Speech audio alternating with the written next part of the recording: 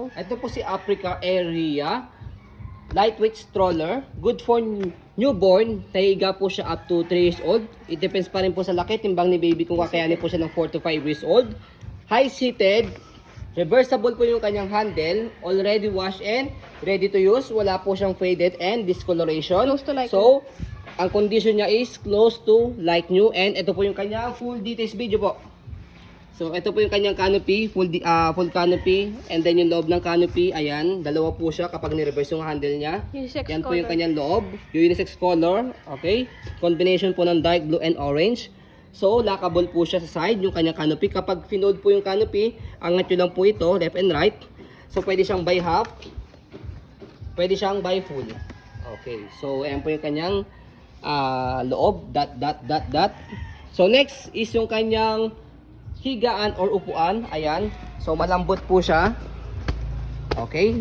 So kung gusto niyo pong maglagay ng cushion pad, okay din naman. Pero kung hindi, okay lang din naman kasi meron siyang pad sa body for newborn. Kapag toddler na si baby, pwede niyo nang pong tanggalin po yan.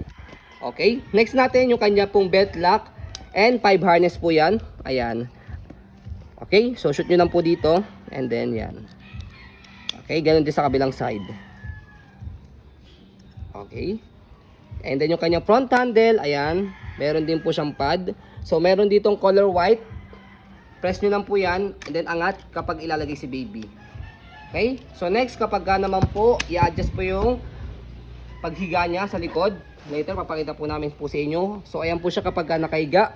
Na-adjust yung kanyang leg rest, di butones. Ayan. Kapag nakaupo, push nyo lang po backward. Okay? And then, adjust natin sa kanyang pag-upo. Ayan. Okay? So next, yung kanya pong tapakan ng paa. Napakaganda ng footrest ito. Like nyo nga. Pwede po sa maselan. Kasi kapag nag-declare po kami ng pwede po sa maselan, kasi kami po, to be honest, as maselan din pong seller, ayun, pwede po. Okay, yung gulong po niya, as you can see, kitang-kita po ninyo yung lining. Easy to maneuver, nag-swivel. Okay, kung gusto niyo pong naka one way lang, so, tapat nyo lang po yung gulong na ganyan. Tapos ito, angat nyo po siya. Yan. Okay, ang purpose po nyo, kapag isi-swivel nyo, ihilin nyo po si baby, ayan, hindi na siya nagsiswivel. Baba nyo lang po ulit po ito. Yan, para mag-swivel ulit. Okay, next, yung body frame niya sa left side, black na black.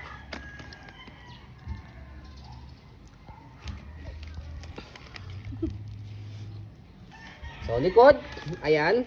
Yung kanyang gulong, okay na okay. Stopper, tapakan nyo lang po ito, left and right side. Yan. So next, yung kanya pong basket. Maximum 15 kg, pero much better. Ayan. Saan ba yun? Ay, dito pala yan. Ganyan. Wala yan. So much better kung mga around 10 to 12 kg lang para at least hindi siya masira. Okay. Ito. Ayun. Pwede kailangan. So kung sakaling wala nakalagay dito para at least medyo tawag dito, Compact. compact siya. Ayan. Dikit nyo rito. Strap nyo dyan. O, diba? Go. So, next, yung kanyang body frame sa kabilang side. Ayan po yung details. Walang silver scratch, no? Ganda ng frame. And then, sunod na po natin sa kanya pong handle. Ayan.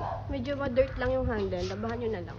Nawash na po namin yan. Pero kung gusto niyo pong di po kayo masyadong nalilinisan yan, pwede niyo po siyang wash ulit. Okay? So, next, bago po natin siyang i-reverse and then i-fold. Yan. Ate, you want to ano? Scroll natin. Para makita po ninyo na wala po siyang issue kapag ginamit po ninyo. Ayan. So next, sa kanya pong pag-reverse ng handle, ito pong dalawa, left and right side, angat nyo lang po yan, shoot nyo po dito. Make it sure na dapat nakashoot po yan, para nakalock. Okay? So yan. Okay? Di ba? Ang ganda. Ganda nyo kapag naka-reverse. Ganda ng ang ganda ng combination ng color niya. Dark orange, dark blue saka orange. Guna. So, sa pag-fold, kailangan, balik lang po muna natin yung kanya pong handle. Fold yung kanyang canopy. And then, kailangan yung kanyang higaan is nakaupo po siya. So, next, sa handle niya, is meron po siyang ini-slide.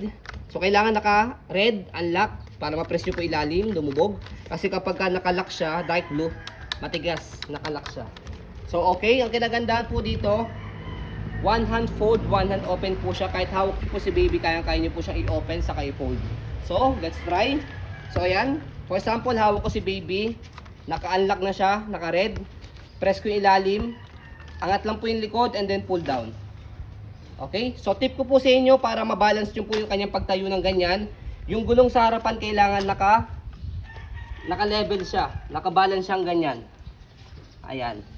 Okay? Kasi kapag ganito po siya, nakapasok siya sa loob, tendency is